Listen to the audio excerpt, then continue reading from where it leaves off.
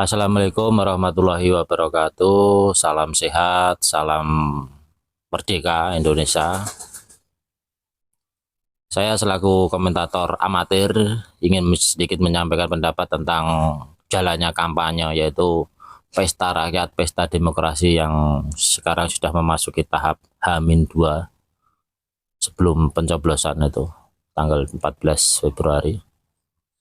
Utamanya saya ingin menyoroti atau sedikit mengomentari tentang paslon 3 selama periode kampanye sampai akhir hari tenang, apa yang telah mereka lakukan, apa visi dan misi yang telah mereka gaungkan, dan proses kampanye yang telah mereka jalankan. Utamanya dalam semua kampanye-kampanye yang mereka telah lakukan, kampanye akbar yang telah mereka jalankan, mereka mengundang tokoh-tokoh nasional yang notabene mereka itu dari seniman-seniman handal atau seniman-seniman profesional di tanah air ini. Dan mereka memberikan kontribusi yang sangat besar tentang jalannya kampanye dan memberikan efek atau dampak yang luar biasa tentang animo masyarakat tentang kampanye, utamanya paslon 3, Pak Di Ganjar dengan Pak Di Mahfud. Yang sangat kontroversi yaitu Pak Di Butet memberikan statement kampanyenya yang sangat tajam, sangat keras, sangat luar biasa. Kalau dilihat dari sisi seniman itu memang sangat bagus itu, dengan kritik-kritik pedas yang selalu yang ditancapkan atau ditujukan ujung panahnya ke seseorang yang tepat sasaran tanpa tedeng aling-aling. Beliau menunjuk satu nama, yaitu Presiden Republik Indonesia Dr. Andes Ir Joko Widodo, dengan mengatakan beliau adalah bla bla bla bla bla bla. Pas itu kampanye itu sangat cocok dan sangat didukung. Tapi apakah orang-orang yang ada di situ, pendukung-pendukung 03 yang mendengarkan, yang melihat, atau yang apa itu hadir di situ, apakah mereka senang? Secara kalian bayangkan secara nurani, apakah mereka senang dan menerima dengan pernyataan beliau, Pak Di Butet, kayak bicara seperti itu? Mereka justru mungkin dalam saat itu mungkin kaget atau shock. Ini terlalu vulgar, ini terlalu berbahaya, terlalu menuju titik seseorang dan tanpa di filter-filter lagi. Dan itu justru bukan menambahkan apa itu dukungan atau dukungan moral atau menambahkan nilai plus pada paslon atau pada partai yang mereka usung. Justru itu malah melemahkan. Karena apa?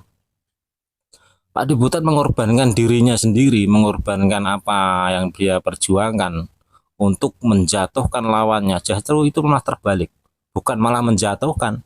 Lawan itu akan malah semakin dijunjung oleh orang-orang yang mendengar, seolah-olah mereka itu teraniaya atau mereka itu dihina kayak gitu. Justru yang diuntungkan malah pihak lawan atau pihak 02 atau pihak Pak Presiden.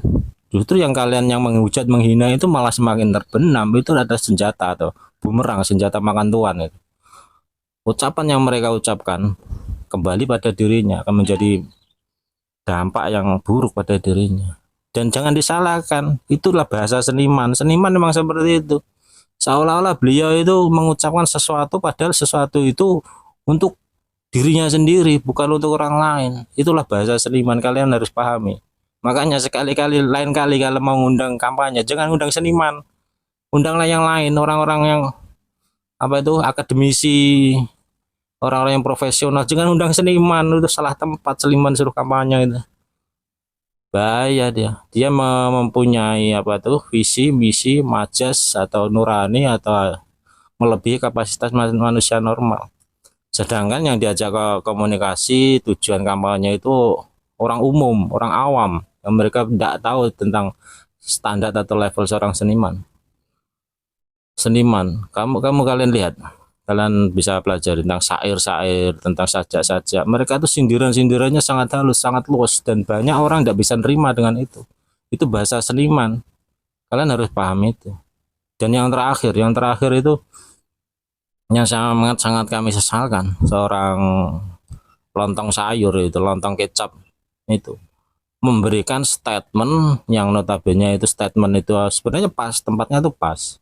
Karena pada momen saat itu Cak Lontong itu sedang bertugas atau mereka itu sedang menjalankan tugas yaitu kampanye yang notabene mereka juga dibayar dan mereka ingin kampanye itu lancar dan bisa diterima oleh masyarakat situ. Tapi momennya tidak pas dalam arti kata tempat, ucapan yang disampaikan itu tidak pas dan jatuhnya akan menyinggung perasaan orang-orang yang mendengarnya. Harusnya dia menghormati, walaupun kampanye itu pada acara itu adalah acara 03, paslon 03 dan yang hadir di situ notabene itu pendukung 02, ya harus menghormati seharusnya, terima keadaan itu dengan mengeluarkan statement itu dan mencatut nama wilayah, nama daerah, mencatut putra daerah. Wah, itu fatal itu. Tidak bisa ditolerir lagi. Sebenarnya pada saat itu bisa diterima oleh kelompok itu saja. Kalau berhubung itu sudah menyebar, sudah luas, ya maaf saja. Ini media, bro. Semuanya bisa berasumsi, bro. Semuanya bisa berpendapat, bro. Semuanya bisa digoreng. Dengan masalah seperti itu, akhirnya ya lihat sendiri. Kampanye bukannya malah mencari pendukung, malah menjadi bumerang bagi mereka. Makanya itu tadi, kalau kampanye jangan salah milih yang siapa yang berorasi, siapa yang ingin menyampaikan visi misi itu. Kampanye ngundang orang seniman, seniman itu aku sekali lagi aku bahas ya, seniman dan seniman. Seniman itu beda dengan orang biasa. Seniman itu mempunyai pola pikir, mempunyai cara berpikir itu luas, jauh ke depan. Mereka biasanya pola pikirnya terbalik. Kalau orang Jawa bilang itu namanya cokro manggilingan atau caroko walik. Dia ditujukan pada seseorang, padahal ditujukan dengan diri sendiri. Dia ingin mengangkat derajat dirinya sendiri dengan melibatkan orang lain. Dia ingin mengangkat derajat orang lain dengan menjatuhkan dirinya sendiri. Itu bahasa seniman. Kalian harus tahu itu. Tapi kalau bahasa orang umum tidak pas ya gitu. Akan jadi pro kontra. Dan kampanye akbar yang terakhir, seharusnya kalau spiritualis Jawa dia tahu. Perlambang sosok Semar, siapa atau Semar itu sebagai pamomong. Pelambang sosok Wisanggeni, siapa atau Wisanggeni itu? Apa atau Wisanggeni itu? Ada tujuan apa di dalam watak karakter seorang Wisanggeni? Dengan sosok Semar, ada tujuan apa dengan karakter seorang Semar? Kalau Semar, karakter Semar dilekatkan oleh seorang Mahfud MD, pas tidak orang itu, karakter itu. Kalau tidak pas, yo siap-siap, ini bukan main-main, bro. Spiritualis ini. Berurusan dengan bangsa-bangsa yang tidak jelas itu, bangsa gaib. Kamu jangan bisa main-main. Ya bangsa apa itu spiritualis itu, notabene apa itu yang dinamakan khasanah Nusantara atau kearifan lokal itu sangat-sangat dipercaya. Kita masih mempercaya itu dengan kuat. Kalau itu dibuat jadi bahan jenaka, bahan candaan dalam kampanye, hati-hati wae. Kalian harus ada konsultasi tentang spiritualis. Sosok Semar dicatutkan atau dilekatkan pada sosok seorang Mahfud MD, pas enggak karakternya? Kalau enggak pas ya berlawanan, beresiko itu, bro. Itu kode alam itu. Sosok Wisanggeni dipaskan dengan sosok Pak Ganjar, pas enggak? Kalau enggak pas ya berlawanan itu. Itu enggak bisa dibuat bercanda itu. Kalau kalian dari lain-lain daerah mungkin enggak begitu tahu lah, enggak begitu paham lah. Tapi kalau kami masyarakat, utamanya masyarakat Jawa, sangat-sangat paham tentang itu. Dan itu tidak bisa jadikan bahan main, beresiko itu.